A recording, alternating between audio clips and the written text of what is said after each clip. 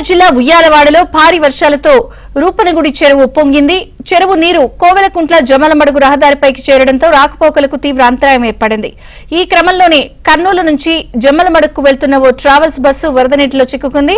బస్సులోని 22 మంది ప్రయాణికులు సురక్షితంగా బయటపడ్డారు.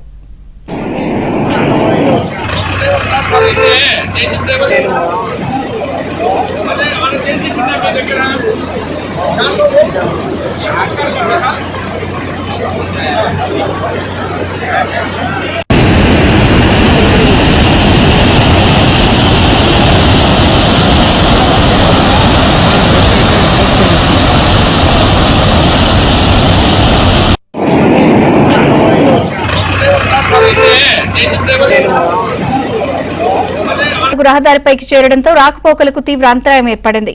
ఈ క్రమంలోనే కర్నూలు నుంచి జమ్మలమడుగుకు వెళ్తున్న ఓ ట్రావెల్స్ బస్సు వరద నీటిలో చిక్కుకుంది.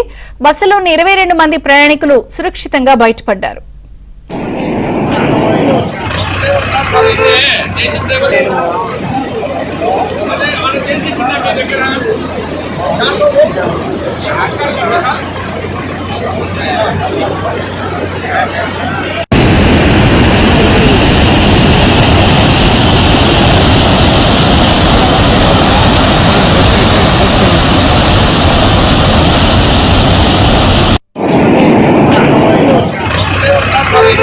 నేను